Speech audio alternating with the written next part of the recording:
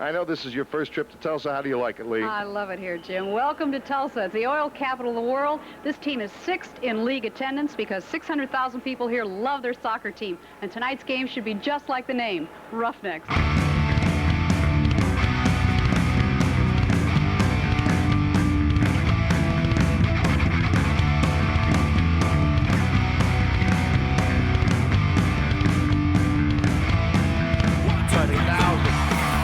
Coming in.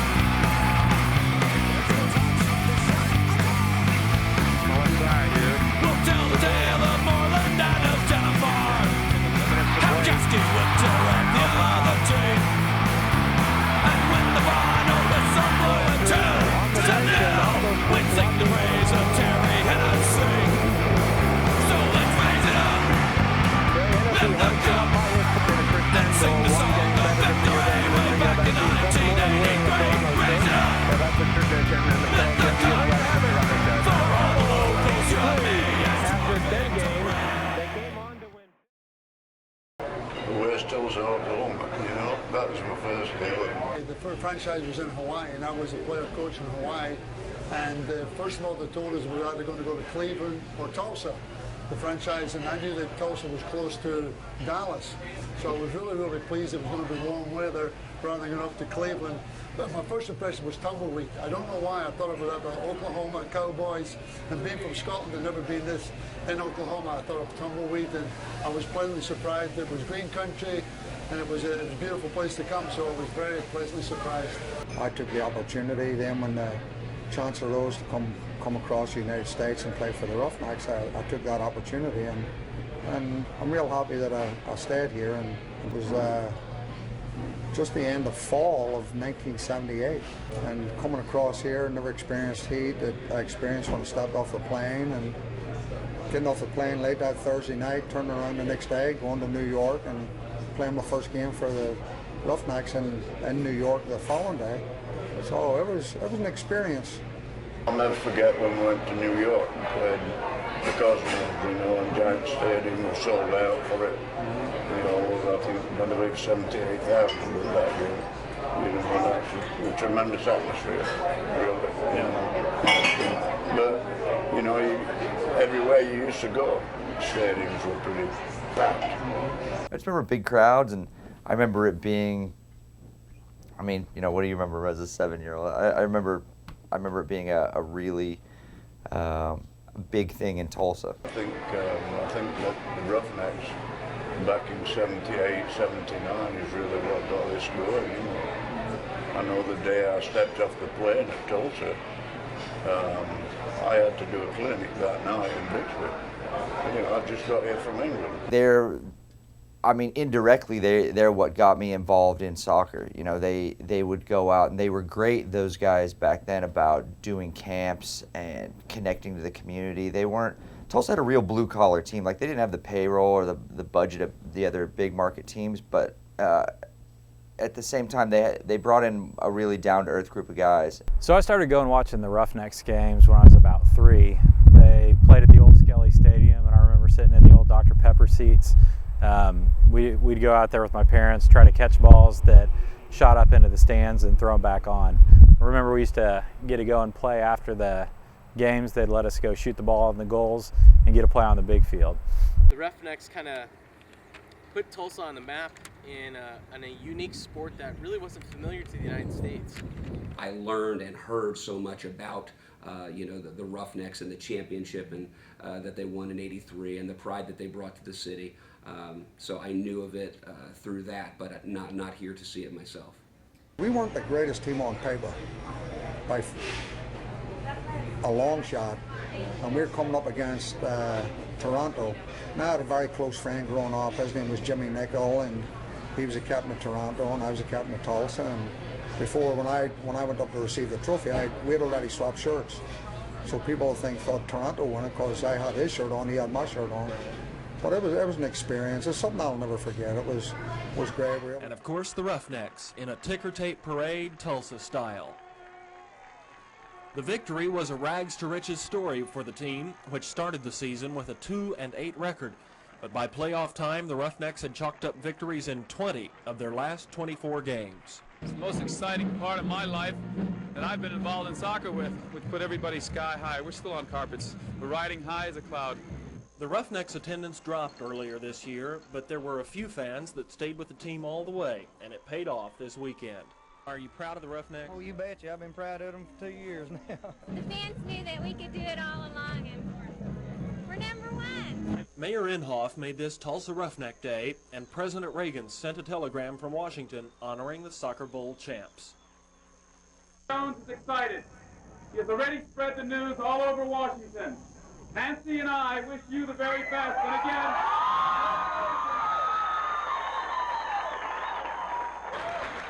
the celebration will continue here in Tulsa for the next several days, and the Roughnecks are hoping that this victory and this celebration will continue as they enter the indoor soccer season. Tim Miller, Channel 6 Eyewitness News.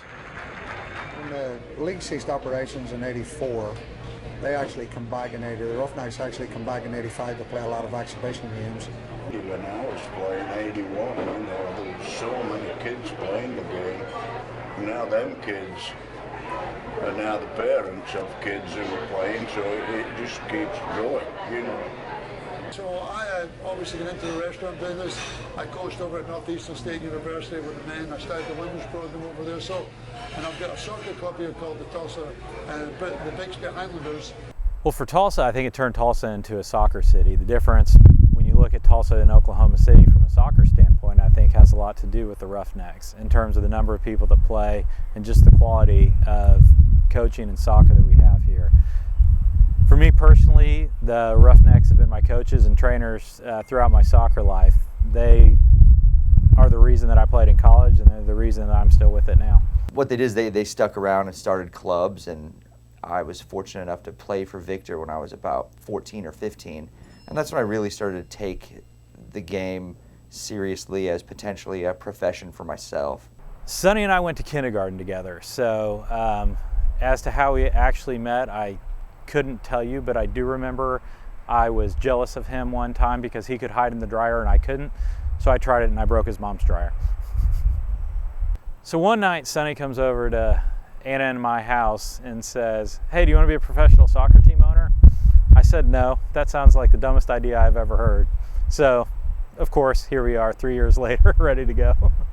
So I had called the NPSL, I want to say in 2011 was probably the first time I called, and wanted to know what it looked like. And there was already a team here called FC Tulsa, I believe.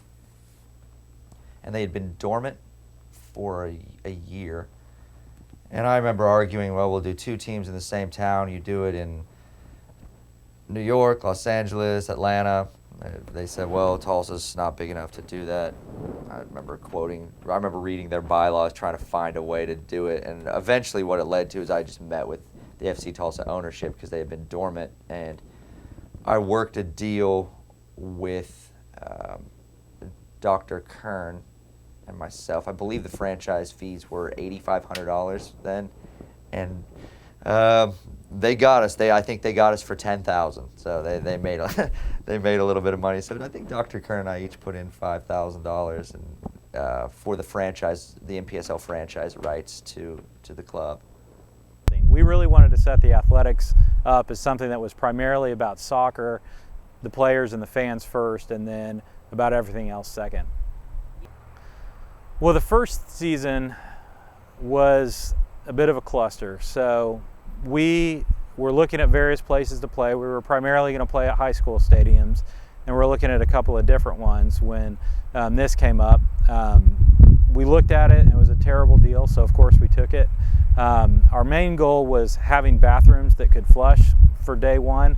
I think for a Saturday game, we had that ready on Thursday. I remember our goal for game one was to see if we could get 500 or 600 people come out.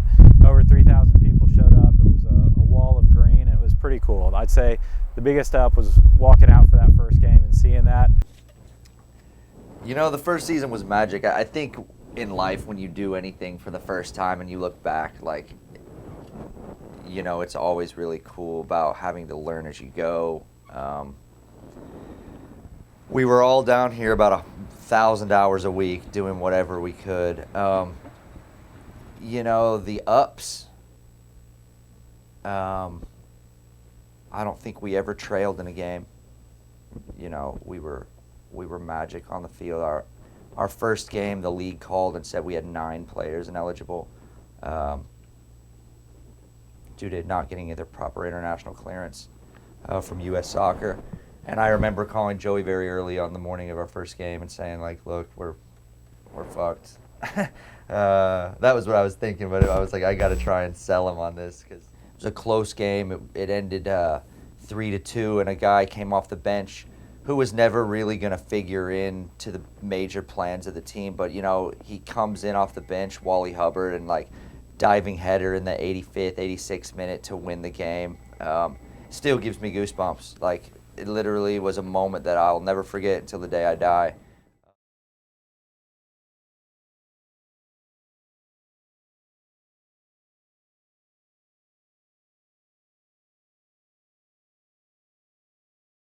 This is a big day. This is a big day for us. Thank you for all for being here. My name is Mike Maleg. I'm the general manager of the Drillers.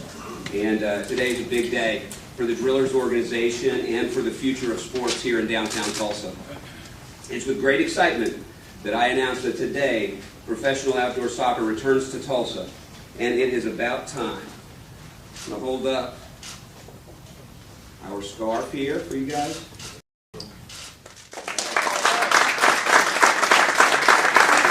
Organization will be majority owners in a partnership with Prodigal LLC to bring a USL Pro expansion franchise to the city of Tulsa. We're going to begin play in the spring of 2015 here in downtown Tulsa, and we're going to play our games at One Oak Field, sharing the stadium with the Tulsa Drillers. We'll also compete in the Lamar Hunt U.S. Open Cup with MLS teams, and also have the potential to play international exhibition games here at One Oak Field. No one knows what it's like to be the bad man, to be the sad man behind the blue eyes. You know, I felt a little left in the dark about why someone would not look at us as like a viable partner to grow this together, but sometimes to keep the idea and the ideas of a club going, you have to be aggressive in moving it forward. So we just thought we were doing the right thing and plodding along, looking at making a move in 2015, 2016, and then it came out that there was going to be a new team. And, you know, it sucked, but you got to, like anything else, when life gives you lemons, right? It started back, I think it was probably the summer of, it must have been 2013.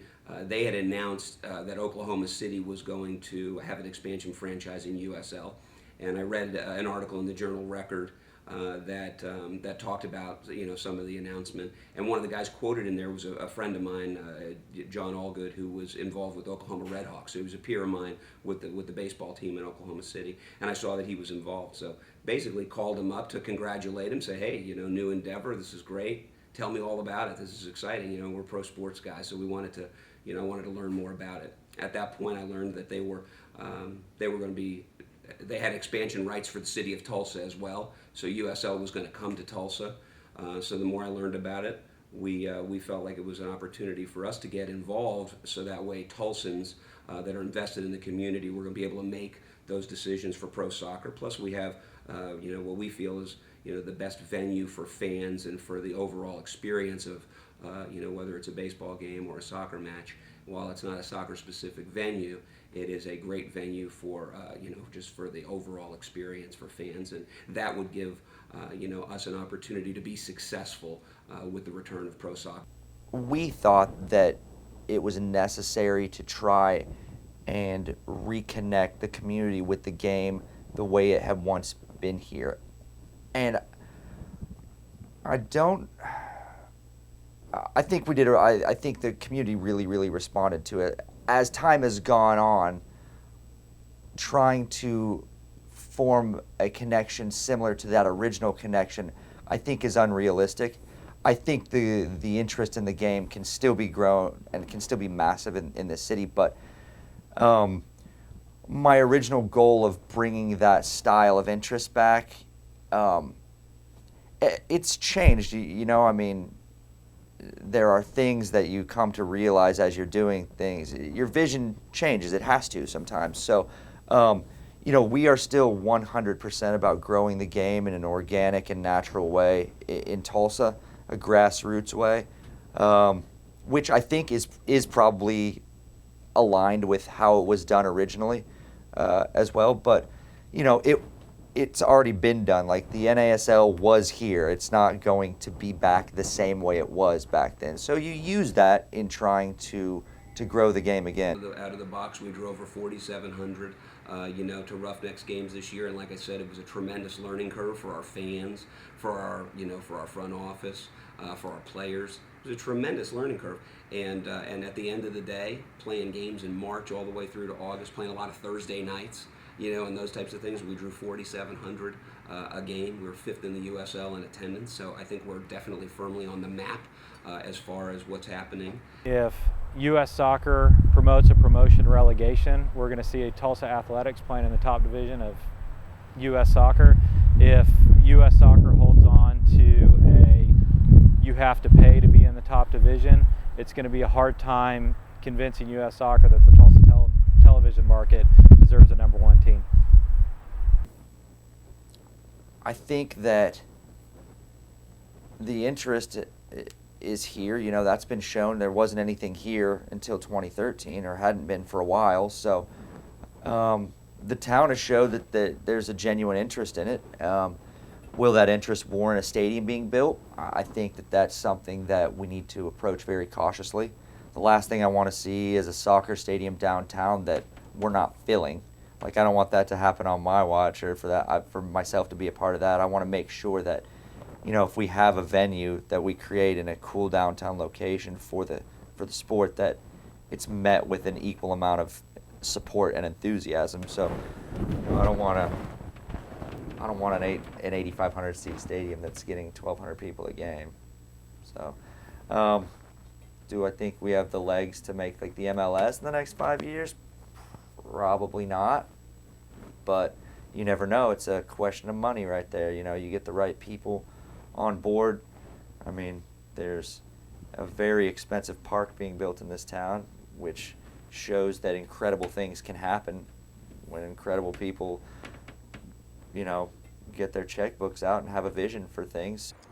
It's like the circle of life, for how lame and stupid that sounds, but you know, it always seems to catch on years later, and there's always somebody that wants to bring back that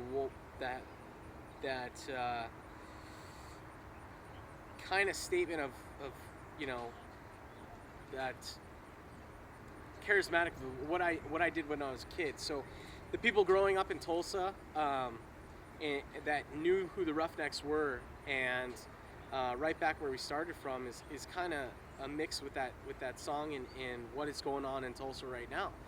With you have two soccer franchises that may not like each other, but I think it's good for the state, because now they're kind of competing at a level of getting fans and where are you going to get the most entertainment and whatnot. Yeah, they're two different leagues, they're two different levels, but this is kind of like the Sandlot team, you know, and that's what that song and where the movie comes from, and everything plays in a role with the athletics, and that's kind of why I chose that song. So right back where we started from, yeah, it goes full circle back to bringing soccer back to Tulsa and bringing it back for the fans.